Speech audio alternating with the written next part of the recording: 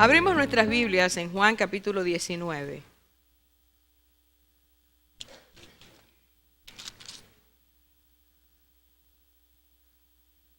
Versículos 38 y 39. Después de todo esto, José de Arimatea, que era discípulo de Jesús, pero secretamente por miedo de los judíos, rogó a Pilato que le permitiese llevarse el cuerpo de Jesús. Y Pilato se lo concedió.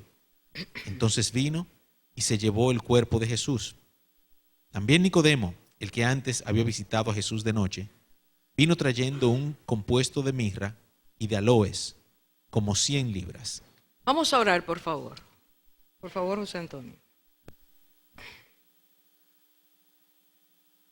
Padre, oramos en el nombre de nuestro Señor Jesucristo, implorándote que tu Espíritu se mueva en medio nuestro, que nuestros entendimientos sean abiertos, que la luz del Evangelio resplandezca en cada vida, en cada alma, en cada mente y en cada corazón aquí presente. Que sea tu palabra penetrando y revelándose a lo más profundo de cada ser y llevándonos a cada uno a vida eterna y al conocimiento de tu propósito y de tu voluntad para con nosotros. En el nombre de Jesús. Amén. Amén. Una profecía que fue dada por el Señor a Isaías. Más de 700 años, 750, 760 años antes de Cristo, y la encontramos en Isaías 53, versículo 9, donde se describe el sufrimiento del Mesías, de ese Cristo que había de venir, cómo sería su crucifixión. En ese detalle se encuentra también este versículo: se dispuso con los impíos su sepultura, más con los ricos fue en su muerte. Y lo que está diciendo esa profecía, lo que está anticipando eso, o estaba anticipando, es que en el momento en que Cristo muriera, personas de clase alta serían las encargadas, las que tendrían el privilegio de sepultarlo. Y esto justamente se cumple en estos versículos que hemos leído. Quiero de nuevo que usted, por favor, ponga sus ojos en estos dos versículos y menciona a José de Arimatea y menciona a Pilato en el versículo 38. Nosotros vamos a ver en este momento una descripción de estas dos personas. Vamos a ver quiénes eran para entender cómo estuvieron presentes en ese momento. Y más que entender o comprender que la profecía se cumplió en ellos, a través de ellos o en ellos, vamos a ver quiénes eran. ¿Qué relación tenían estas personas con Jesús? ¿Por qué se interesaron en bajar el cuerpo del Señor y querer prepararlo para su sepultura? ¿Por qué buscaron un sepulcro nuevo? ¿Qué había? ¿Qué era lo que los conectaba, los vinculaba con el Señor? Y quiero que empecemos. Voy a estar dando versículos, no los vamos a leer todos, pero quiero que pongamos mucha atención, porque de esta enseñanza, de estas dos vidas, nosotros seremos confrontados esta noche. El Señor quiere que nosotros nos miremos en ese espejo, porque ellos nos hablan de definición y de indefinición. Quisiera que al ver Juan 3, versículos 1 al 15, ustedes recuerdan, los que conocen la palabra, que allí se está hablando, allí se relata la historia de un hombre llamado Nicodemo que se acercó a Jesús de noche. Allí se habla de ese diálogo. Y quisiera que viéramos aspectos de esto, de esta historia tan impresionante, para que hagamos el perfil de Nicodemo en primer lugar. En el versículo 1 dice que pertenecía a la secta de los fariseos. Los fariseos eran uno de los grupos religiosos que componían lo que era la religión judía. Estaban los fariseos, estaban los saduceos, estaban los escribas, estaban los esenios que no se mencionan en la palabra de Dios.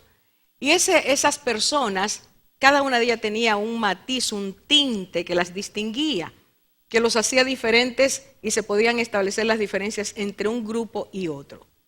El grupo de los fariseos estaba compuesto por aquellos estudiosos de la ley de Dios, muy determinados a cumplirla en sus vidas. Eran tan rígidos en el cumplimiento de esas leyes que entre ellos habían subgrupos de fariseos, desde lo que eran fariseos cumplidores pero no tan estrictos hasta los más estrictos, y ellos tenían, y le pasa eso a las personas que entendiendo que están haciendo lo que Dios les dice, muchas veces caen en el orgullo religioso. Ese es un peligro del que hay que cuidarse, porque el Señor no nos permite tener conocimiento de Él para nosotros envanecernos. El que realmente conoce a Dios no puede envanecerse, porque mientras más se acerca a la palabra, más ve su incapacidad, más entiende su ineficiencia, solo ve el poder, la grandeza, la soberanía de Dios. Y entonces dice que la historia cuenta, y por lo que nosotros vemos en los relatos bíblicos, cómo el Señor los confrontaba, cómo el Señor les hablaba, nos damos cuenta que fueron cayendo en la altivez, el orgullo, la autosuficiencia y una cosa terrible. Ya que se sabe mucho y que se entiende que uno está haciendo las cosas bien, caemos los humanos en el señalamiento, en criticar a los demás porque no lo hacen como nosotros lo hacemos, con la superioridad o excelencia que lo hacemos. Los fariseos se habían convertido en la intención era buena, el deseo de hacer la voluntad siempre es bueno. El problema estaba en su rigidez, estaba en su falta de aplicación en lo profundo para cumplir aquello que la ley de Dios decía. No se trata de tener una fachada religiosa. No se trata de parecer religiosos. Se trata de ser, de tener una relación con Dios que nos da una identidad. Y Cristo es a eso que vino. A decirnos a nosotros, las religiones no te van a salvar. De hecho, si ustedes miran la palabra, Cristo no establece ninguna religión. A mí me cuesta mucho en lo personal, cuando tengo que llenar un documento que dice religión, yo me paso un rato diciendo, ¿y qué voy a poner aquí? Porque no es religión, es relación, es un vínculo, algo que identifica que tú has conocido a Dios, tú le has entregado tu vida, Él te da la identidad de hijo o hija de Dios. Y esa identidad nos lleva a querer hacer su voluntad. No se trata de un barniz, se trata de una realidad. Y nosotros vivimos, y hemos visto a través de la historia, lo que nos dice la historia, que el pueblo de Dios ha tenido esa dificultad. Cristo viene justamente a decir, no es así, es de esta manera. Y por eso tantas veces les dijo hipócritas. Así que tenemos que Nicodemo pertenece a ese grupo de personas. Pero este hombre, segundo aspecto en el versículo 1, no era solamente fariseo, sino uno de los más prominentes conocedores de la ley. Dice allí, era un principal dentro de los maestros. Era un hombre reconocido en la tierra de Israel. En tercer lugar, el versículo 2, este hombre toma una decisión. La decisión que toma es ir a visitar a Jesús. Fíjense que Juan, que es un hombre muy observador y que el Espíritu Santo, cuando lo guió a escribir el relato, la narración del Evangelio, es un hombre que nos da datos que no aparecen en los otros evangelios. Este mismo hecho, esta misma historia no aparece en los otros evangelios. Pero él dice allí, este hombre vino a Jesús de noche. No dijo una noche, sino de noche. Y vamos a ver después por qué fue a visitar a Jesús de noche. Luego, en el versículo 2 también, Nicodemo se atrevió a decirle al Señor que un grupo de ellos había llegado a una conclusión. Si usted mira el versículo 2, dice, sabemos que has venido de parte de Dios como maestro y nadie puede hacer las señales que tú haces si Dios no estuviera con él. Si Dios no está contigo, las señales que tú haces, nadie las puede hacer. Ahora, este hombre se refiere a Jesús como rabí. Reconoce que Cristo tiene una enseñanza que dar, que Cristo ha venido a enseñar algo. Pero en segundo lugar reconoce que es un maestro, un rabí que Dios ha enviado. Próximo a esto, este hombre declara, reconocemos, yo y un grupo y yo reconocemos que estas señales no pueden ser hechas a menos que Dios las permita. Así que sabemos que has venido con enseñanza de Dios, sabemos que tú tienes una forma de hacer milagros que no es esos milagreros que andaban por Israel en este tiempo, tienen el sello de Dios, la marca de Dios. Y en tercer lugar, él reconoce en esa declaración que el origen de estos milagros y que Cristo como enviado de Dios vienen de Dios. Ahora mire todo lo que este hombre sabía. Pudo identificar. Y cuando dice nosotros sabemos, está hablando de otro grupo de fariseos como él. O de otro grupo de los gobernantes que estaban con él en ese momento. Él reconoce todo eso. Pero aunque era tan eminente en su teología y había reconocido eso, escuchemos por favor lo que dice la palabra. Cristo le comparte enseñanzas directas. Cristo ni siquiera le dice, si es verdad yo vine de Dios, si es verdad yo soy un maestro, si es verdad los milagros que yo tienen su origen en Dios. Cristo no le dijo eso. Simplemente de golpe y porrazo le dijo, de cierto te digo que si no naces de nuevo, no puedes entrar al reino de los cielos. Y eso desarticuló al teólogo. Eso lo dejó sin palabras. Eso lo entró en una crisis. ¿Por qué? Porque, escúcheme bien, hermanos y amigos en esta tarde. La palabra de Dios nos está diciendo que Cristo no se basó en el conocimiento de Nicodemo para ampliarlo o desarrollarlo. Cristo le trajo novedad en la enseñanza. Cristo le dijo, tú, aunque seas un gran teólogo, un gran maestro, enseñes la ley y la practiques, tú necesitas nacer de nuevo para entrar al reino de los cielos. Quiero subrayar que nuestros conocimientos religiosos, nuestros conocimientos teológicos, y hay gente que se pasa la vida estudiando teología, eso no tiene valor para Dios a menos que la persona haya nacido de nuevo, haya tenido un encuentro real con el Señor. La teología no me acerca a Dios. Yo estoy estudiando a Dios. ¿Cómo es Dios? Pero no me acerca a Dios. No produce un cambio en mi vida. Es necesario nacer de nuevo. Ya ustedes saben que esto he explicado varias veces. Lo que Cristo está diciendo es, así como tú naces a la vida física, tienes que nacer a la vida espiritual. Porque mientras no conocemos a Cristo como nuestro Salvador, Señor, y le entregamos nuestras vidas, dice la palabra que tú y yo somos muertos, estamos muertos en nuestros delitos y pecados. Para que haya un ingreso al reino de los cielos, Dios tiene que limpiar nuestros pecados, tiene que quitar nuestra condición. Ahora escuche bien. Cuando Nicodemo escuchó a Cristo decir eso, y Cristo le dijo, tú no entiendes, tú no recibes y tú no crees. No sé si usted me está siguiendo. Nicodemo identifica al maestro que viene de Dios y hace señales de parte de Dios y Cristo le dice, tú no entiendes, tú no recibes y tú no crees. Junto contigo, tus compañeros que han llegado a esta conclusión. Y por lo tanto, les digo, tienen que nacer de nuevo.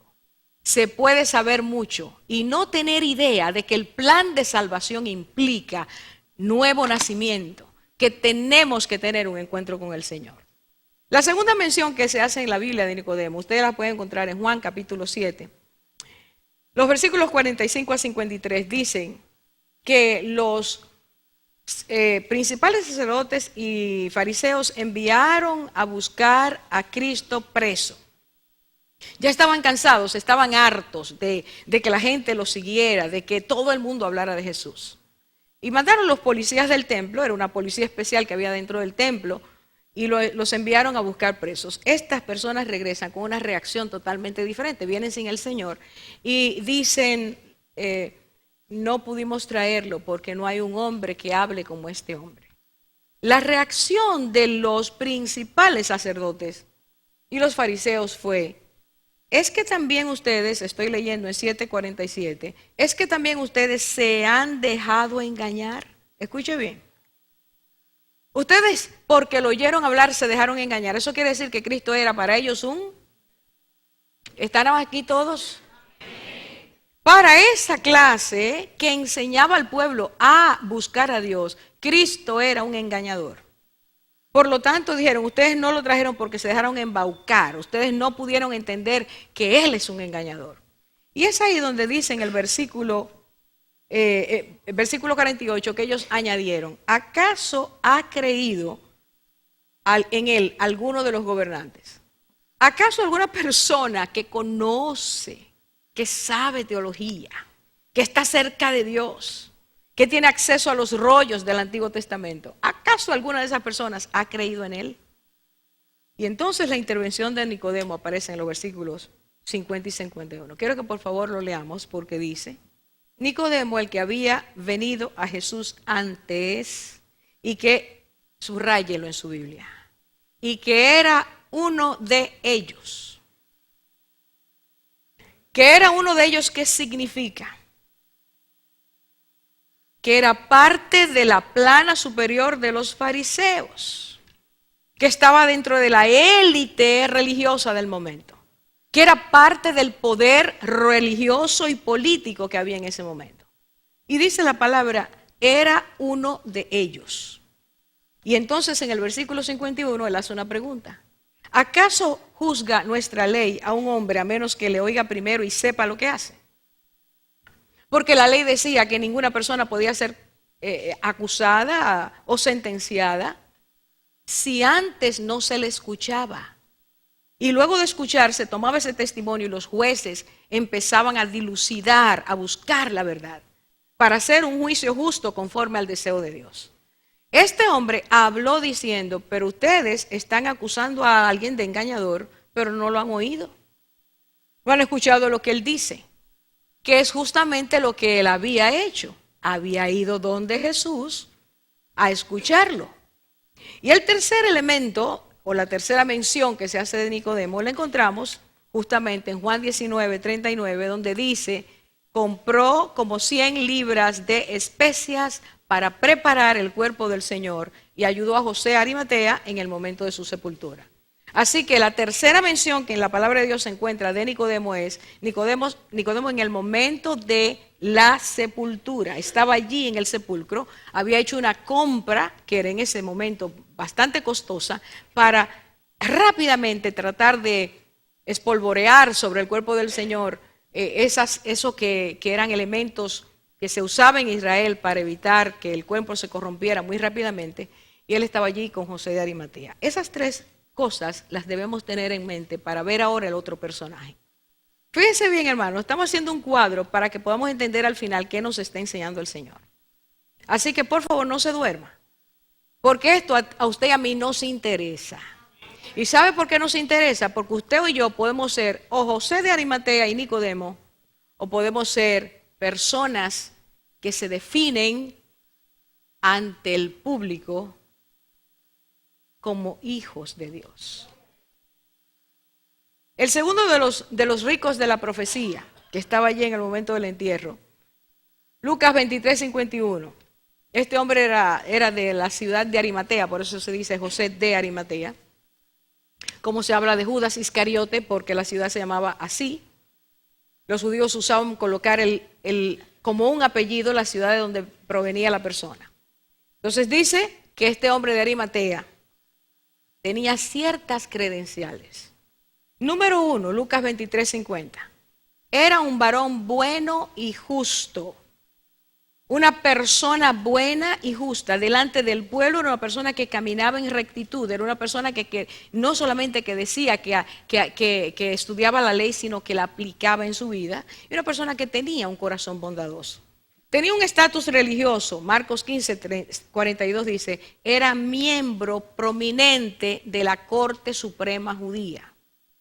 Este hombre era un hombre prominente. Quiere decir que se destacaba entre los jueces de la Suprema Corte como un hombre que conocía la ley y que podía aplicarla con rectitud. Tenía un estatus social. Mateo 27, 57 dice, un hombre rico de Arimatea. Era un hombre que tenía una posición económica holgada y tenía credenciales espirituales, y estas son las que más nos interesan. En Marcos 15, 42 dice que este hombre también esperaba el reino de Dios. Si alguien le pregunta, ¿qué quiere decir eso? Que usted respondería, que esperaba el reino de Dios. ¿A qué se refiere? ¿A qué? La llegada del Mesías. Así que este era un hombre que tenía conocimiento de lo que la palabra de Dios decía y fe en el cumplimiento de esa palabra. Ahí, esos son los detalles que empiezan a hacer a una persona diferente a otra. No se trata de que usted diga, yo leo la Biblia, yo escucho prédicas, yo a veces me pongo en la televisión a ver algo. No, mi abuelita me decía, yo sé de eso. No se trata de eso. Se trata de, además de conocer, llevar eso al plano de la fe. Creo yo lo que Dios me promete. Creo yo lo que Dios me dice que Él va a hacer. Le creo a Dios cuando Él me habla y habla mis tormentas, a mis debilidades, mis dificultades, mis necesidades, mis carencias. Le creo a su palabra. Espero el cumplimiento de ella. Este hombre no solo conocía, sino que llevaba el conocimiento al terreno práctico de la fe. Lo próximo que usted puede ver ahí, en Lucas 23:52, es que este hombre dice allí, pidió el cuerpo a Pilato, bajándolo, lo envolvió en un lienzo de lino, lo puso en un sepulcro, hizo unas diligencias muy apresuradas, tomó riesgos para hacer esto que era sepultar al Señor. Y ahora viene el punto que más nos interesa.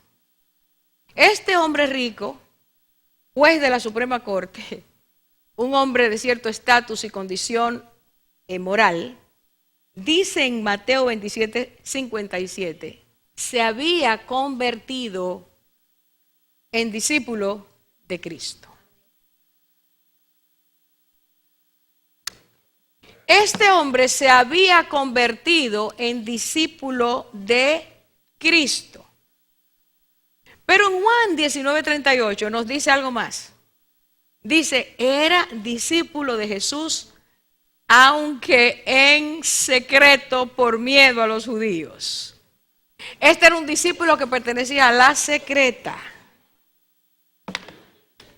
Y déjeme decirle que hay un batallón actualmente que pertenece a la secreta.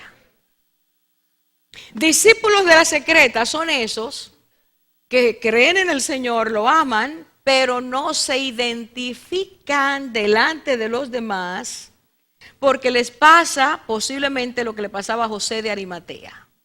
Y es ahí donde vamos a empezar a ver qué es lo que estaba pasando con este hombre que sí dice la Biblia se había convertido en discípulo de Cristo. De Nicodemo no sabemos si se convirtió en discípulo de Cristo.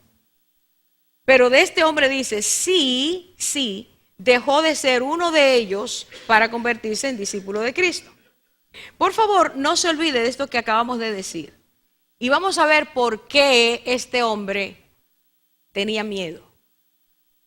Juan 7:48 dice que ninguno de los gobernantes, decían ellos, había creído en Jesús. Si todo el grupo no creía en Cristo, entonces era una locura, entre comillas, aceptar a Cristo.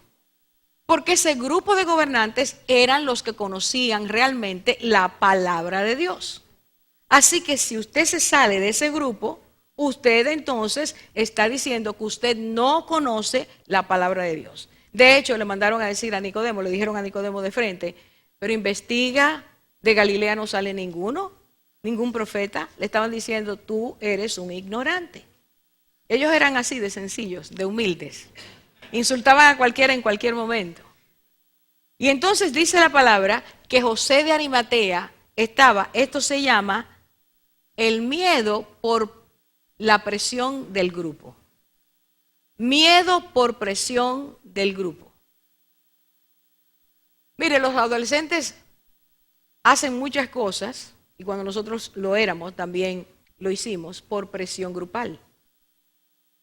Si todo el mundo está usando los jeans rotos, que cuestan muchísimo más que los enteros, usted tiene que ponerse in. Entonces matan a los papás para que le compren el de $300. Roto. Mientras más roto, más bonito. Pero si usted no tiene ese jean roto, usted no está en nada. Ese es un detallito de lo que es presión del grupo. Todo el mundo está fumando, hay que fumar. Todo el mundo se bebe una copita, hay que beber. Todo el mundo puede tener 3 o 4 novios, hay que tenerlos. Así la persona, por ser aceptada por el grupo, empieza a deformar sus valores. José de Arimatea estaba convencido de Cristo, él lo había recibido como su Salvador, pero en este momento hay una presión. Sus compañeros de estatus no creen en Cristo. Por lo tanto, él hace una decisión en secreto.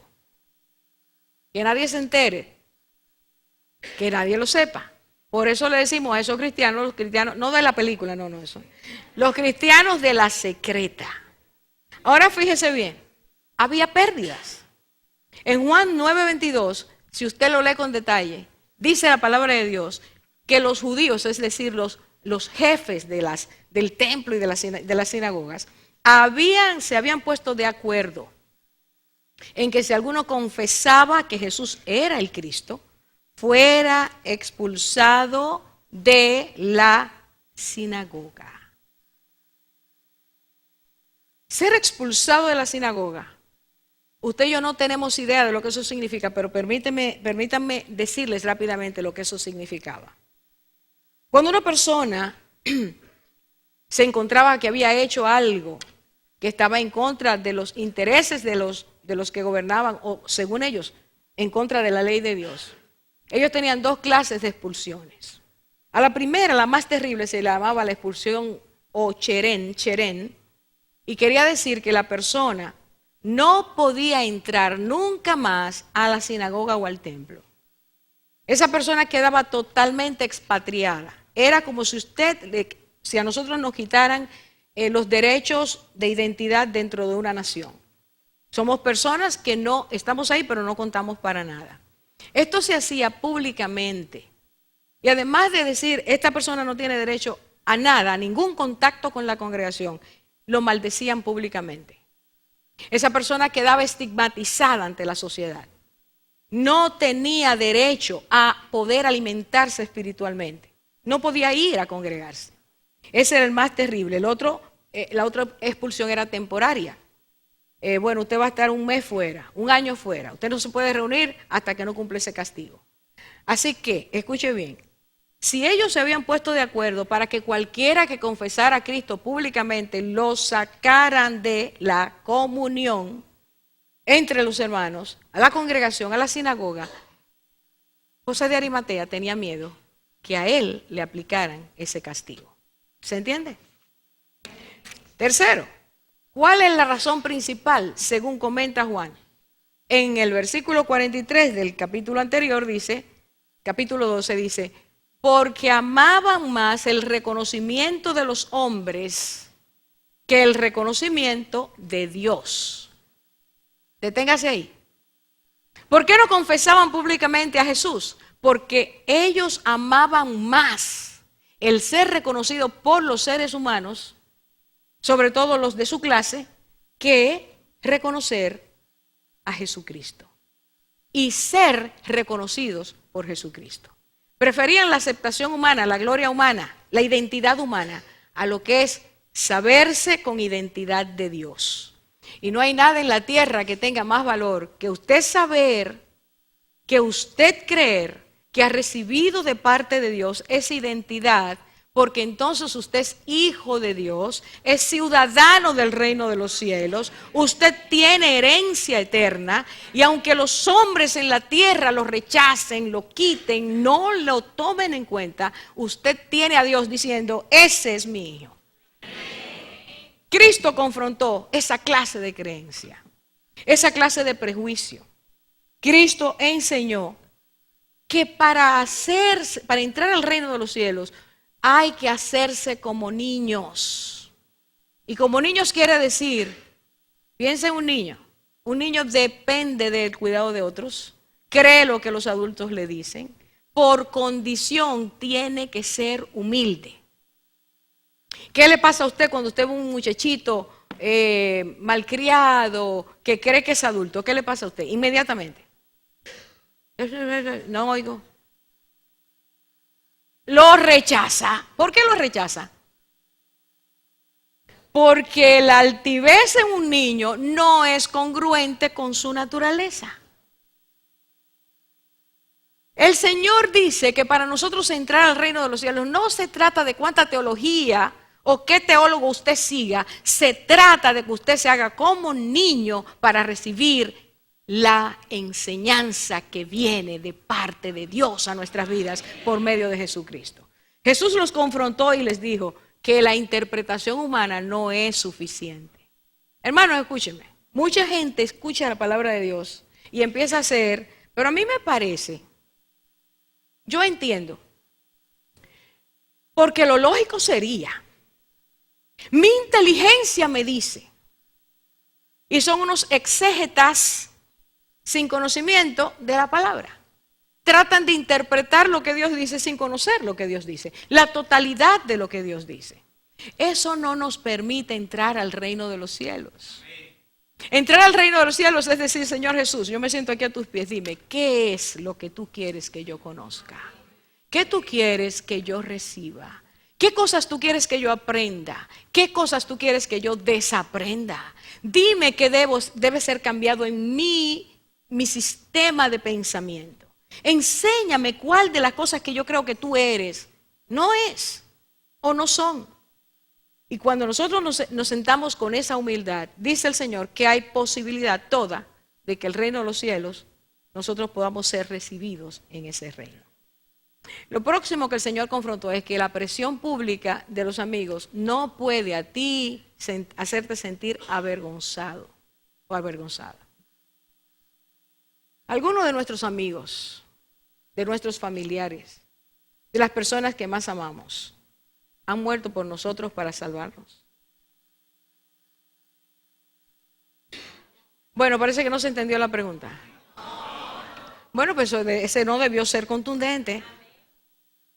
¿Usted cree, como una gente me ha dicho, es que si el Señor va a levantar su iglesia, yo me agarro de tu tobillo, yo me voy contigo? Me han dicho a mí.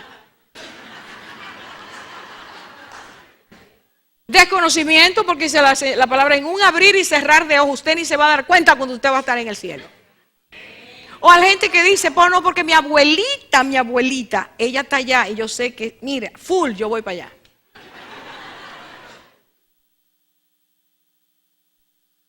Escuche, ninguna de las personas que amamos, aunque quisieran salvarnos, no nos pueden salvar de nuestro pecado. No pueden borrar nuestra iniquidad. No pueden hacernos hombres o mujeres hijos de Dios. Solo Dios, viendo nuestra incapacidad, Él se hace hombre, viene al mundo, ocupa nuestro lugar, expía nuestro pecado y nos dice, si tú crees en lo que yo he hecho, tú naces de nuevo y entras a mi reino. Solo hay un Salvador entre Dios y los hombres, Jesucristo hombre. Pero déjeme decirle, ser un cristiano de la secreta es hasta un punto. Y regularmente las personas destapan a ser cristianos que se identifican cuando tienen este problema en medio de una crisis. Cristo muere.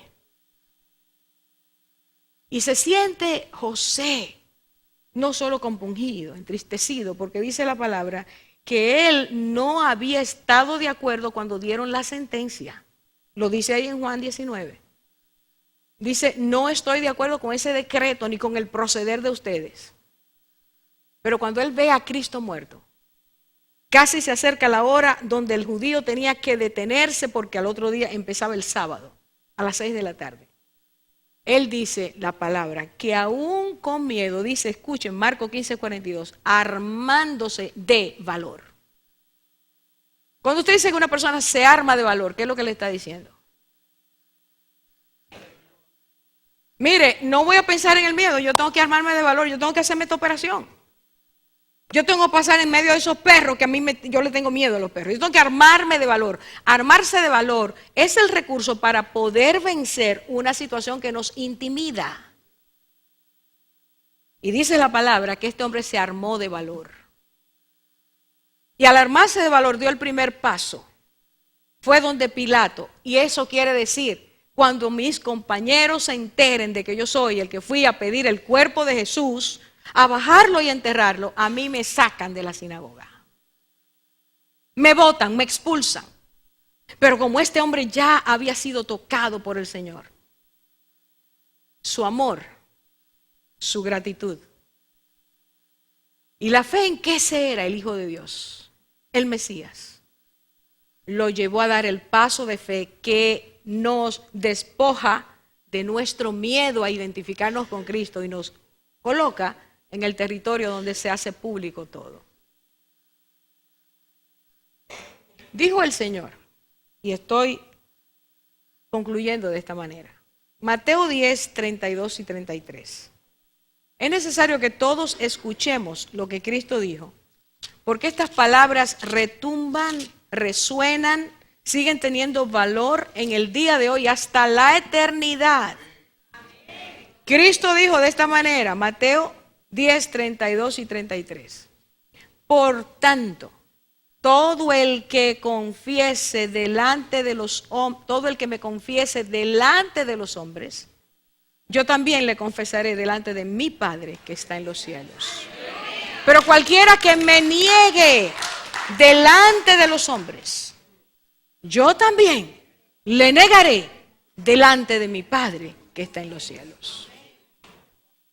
Y el Señor está diciendo, sí, Él lo dijo, muchos se avergonzarán de mí, pero el que tiene el valor de creer que yo soy el Salvador, que yo soy el Señor, que recibe de mí esa salvación, el que tiene el valor de creer que esto no es un asunto terrenal, que es un asunto eterno, espiritual, ese o esa, que delante de sus amigos, delante de sus vecinos, delante de cualquier persona, no tiene temor de decir, yo amo a Cristo, yo sé que Él es mi Salvador.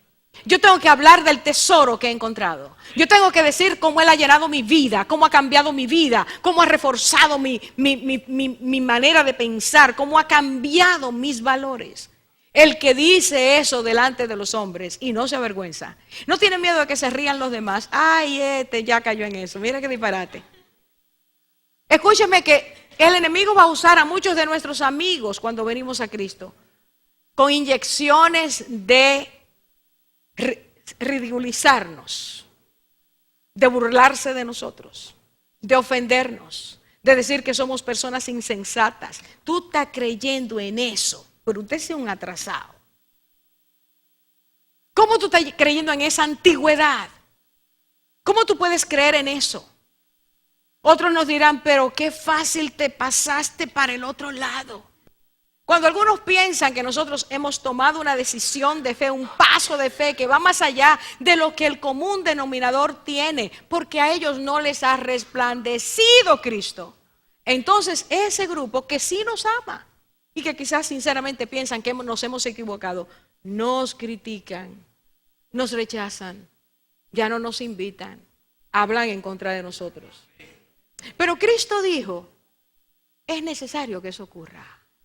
Sabemos tú y yo que la fe es templada, que la fe crece, que la fe se fortalece cuando puede resistir esos embates, no con esfuerzo propio, sino porque Dios ha puesto en ti su espíritu y ese espíritu te da fortaleza para sonreír cuando llegue el ataque, para sonreír cuando llega la burla, para sonreír cuando llega el rechazo y decir, Cristo, si tú estás conmigo, yo puedo pasar esta prueba.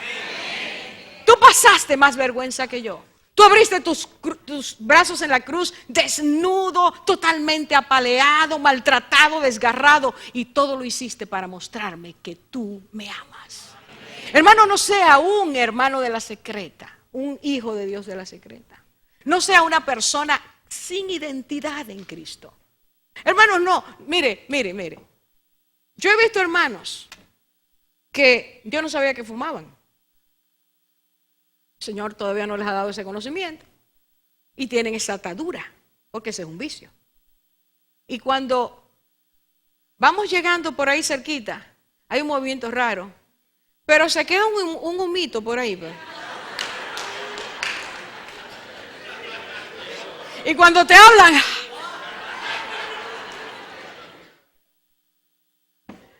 yo conocí a un hermano,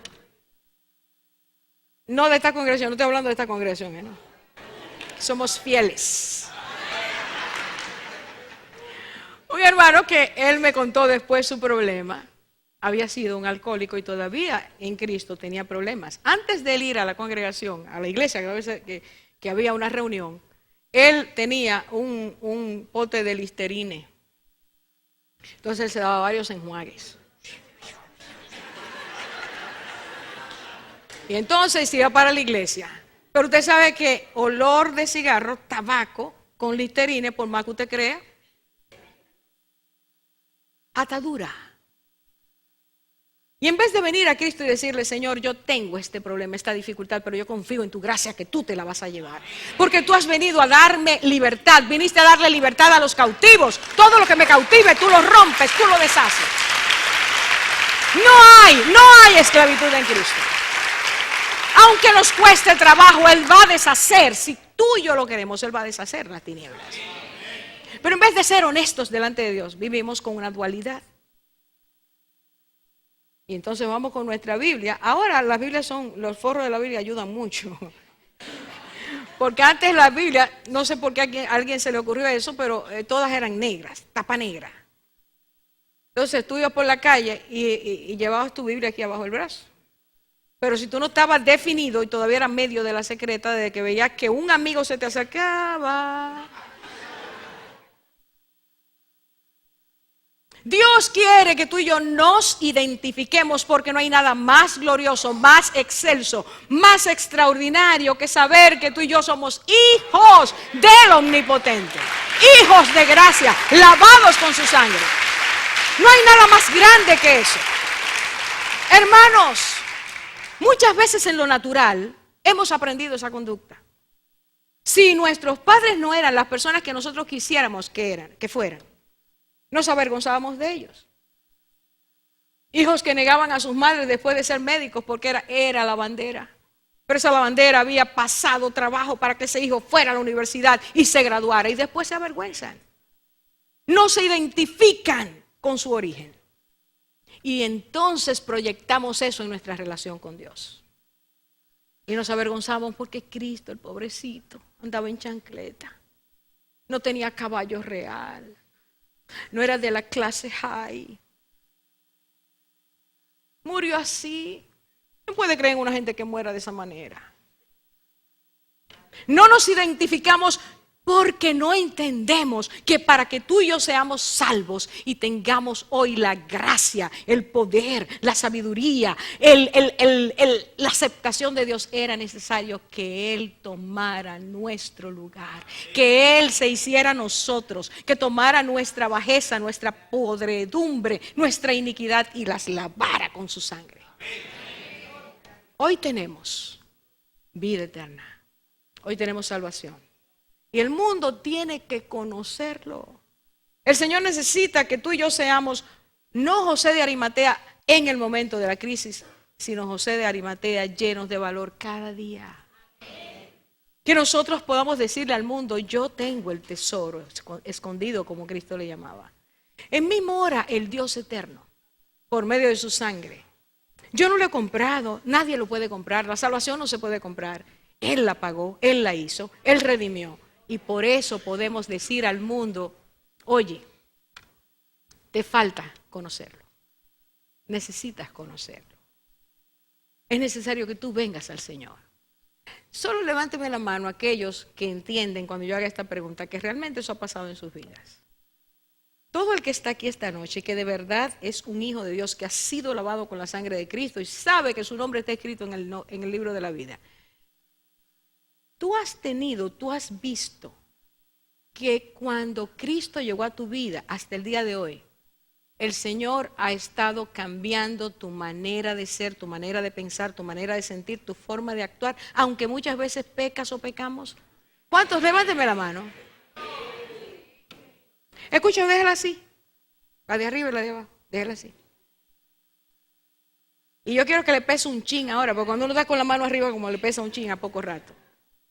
Oiga, usted tiene identidad en Cristo. Y esa identidad, ya bájenla. Gracias. Ya estaba pensando, ¿verdad? Esa identidad, el mundo necesita conocerla. Si confesamos que Cristo es nuestro Señor delante de los hombres, no importa si es el señor presidente de la República, si es el tráfico de la esquina, no importa quién sea, si tú eres hijo de Dios, no te avergüences de decirlo y mucho menos de vivir como un hijo de Dios. No sea la crisis la que nos traiga, ay, yo soy, no. Hay una vestidura nueva. Mire, aunque usted no la sepa, se lo doy como testimonio porque satanistas con los que he hablado me han dicho, nosotros los que estamos en el mundo de las tinieblas, sabemos quién es cristiano. Lo vemos resplandecido, vemos sus ropas blancas. Hasta el enemigo dice eso. Y usted y yo debemos saber que el día que Cristo nos limpió, dice la Biblia, puso sobre nosotros vestiduras blancas de lino puro y resplandeciente. Escuche, Él lo puso, aunque usted y yo no lo veamos, es espiritual. Y cada vez que tú y yo pecamos, manchamos el lino. Y tenemos que volver a donde el Señor para que Él nos limpie de nuevo. Pero su amor está abierto cada día. Y su sangre sigue teniendo y tendrá por toda la eternidad el poder de limpiar, quitar, blanquear, justificar, reconciliar. José de Arimatea, Nicodemo dijo, no sabemos. Se quedó sabiendo. Se produjo conversión. No lo sabemos. Estuvo sí ahí al pie del sepulcro, pero no sabemos si en su vida hubo salvación. Ahora, yo quiero, hermanos, en esta noche, hacer un llamado. Muchas personas les gusta Cristo y vienen a la congregación permanentemente, pero no se identifican con Cristo. Todavía no se atreven a decirlo públicamente. Y no es que usted se pare en la esquina. Bueno, a lo mejor el Señor un día lo manda para la esquina para que lo diga. Pero es que usted viva de tal manera y otro sepa que usted lo es y no le dé vergüenza. Y usted confiese delante de todo el mundo que usted es un hijo de Dios. Con amor, la plenitud de la gratitud. Yo quiero hacer un llamado esta noche. Siento en el Espíritu que debo hacerlo. ¿Sabe por qué? Porque si usted confiesa a Cristo en la tierra, el Señor lo va a decir. Escuche esta presentación, trate de pensarla. Allá está el trono de Dios y usted se acerca a ese trono por medio de la sangre de Cristo. Y Cristo dice, Padre, este me confesó delante de los hombres. No sintió vergüenza. Reconoció que tú y yo lo hemos amado y por eso está hoy en tu presencia. ¿Usted se imagina lo que es eso? ¿Tiene hay algo en la vida que pueda compararse a eso? Pero entonces algunos escucharán, Padre, Él no me confesó delante de los hombres. Por lo tanto, yo, delante de ti, no lo confieso. ¿Qué queremos? ¿El reconocimiento del Señor o el reconocimiento de los hombres? En tu trabajo la gente sabe que tú eres un hijo, una hija de Dios. En la escuela, la universidad, la secundaria, saben que tú eres un hijo, una hija de Dios. En tu vecindario saben que tú eres un hijo de Dios o escuchan a veces unas cosas, hay unos pleitos. En el tráfico, en medio de los tapones, ¿sabe la gente que tú eres hijo de Dios? ¿O te ven?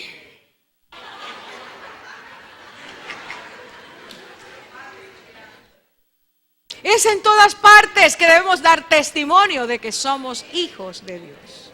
En el momento difícil, en la situación difícil, en cualquier momento, somos hijos de Dios. Hago esta noche un llamamiento a todos los que nos visitan esta noche. Llamamiento a salvación, a que usted confiese a Cristo como su Salvador, a que no le dé vergüenza. No se quede en el asiento.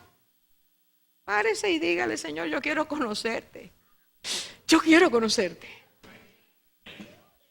Y a los que vienen y son creyentes y andan con 2 cédulas de identidad, para el popolo, es decir, el pueblo, y para los cristianitos. Esta noche yo les digo en el nombre de Jesús, defínete por Cristo. Y hago un llamamiento. Yo quiero que usted incline su rostro un momentito. Piensen un momentito. ¿Cuál es la identidad que prevalece en tu vida? Eres un reflejo de Cristo donde quiera que estás. Tu lenguaje, tus chistes, tus actitudes, tus gestos. El trato con tu familia, con tu esposa, tus hijos, esposo, tus hijos. En tus negocios reflejas a Cristo.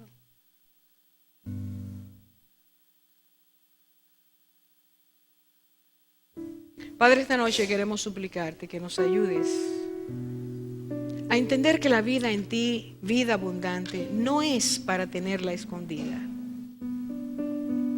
No es para que nosotros en lo oculto la disfrutemos, sino para que sea evidente a todos. Tú dijiste, ustedes son luz del mundo. Y la luz no se coloca debajo de la mesa del almud. Se pone arriba para que todos la vean. Aquí hay muchas luces escondidas, Señor. Y el mundo necesita esa luz. El mundo muere en las tinieblas. El mundo necesita, Señor, que nuestro trato, nuestra sonrisa, nuestro amor te irradie. El mundo necesita conocerte. El mundo necesita conocerte en nuestros fracasos, en nuestros éxitos, nuestros logros, en nuestros pesares, dificultades, temores. El mundo necesita saber que tú estás en nosotros. Y a pesar de que pasamos por esas situaciones, recordamos, Señor, que tú nos dijiste, en el mundo tendréis aflicción, mas confiad, yo he vencido el mundo. El mundo necesita ver esa victoria en nosotros. En el nombre de Jesús, Señor, yo te pido que tomemos decisiones por ti y para ti, no solo para nuestro bien, sino para el bien de muchos.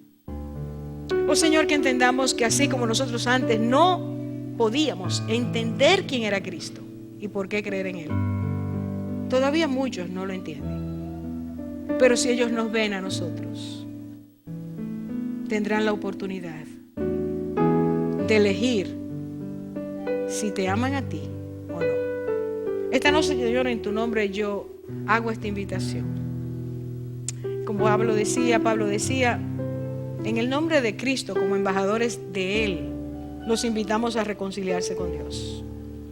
Oro en esta hora rompiendo el miedo, el temor, la falta de valor para identificarnos como ciudadanos del reino, como hijos del Dios Altísimo, como pecadores redimidos. Señor, destruye el miedo, la falta de confianza. Destruye la dualidad en nuestras decisiones. Enséñanos a caminar hacia ti, porque solo en ti hay bendición y vida eterna. Solo en ti hay paz. Solo en ti hay propósito, Señor. Solo en ti hay salvación. Quiero pedir a todo el que quiera como cristiano identificarse con el Señor, y piénselo antes de hacerlo. Significa que a partir de hoy tú no vas a avergonzarte de Cristo. Aunque se rían, aunque te molesten, tú vas a decir, Él es mi Salvador, Él es mi Señor, Él es mi Rey. Y mi gozo es poder decir a otros que Él tiene el poder para salvarlos. Todo el que quiera como creyente identificarse con Cristo, póngase de pie.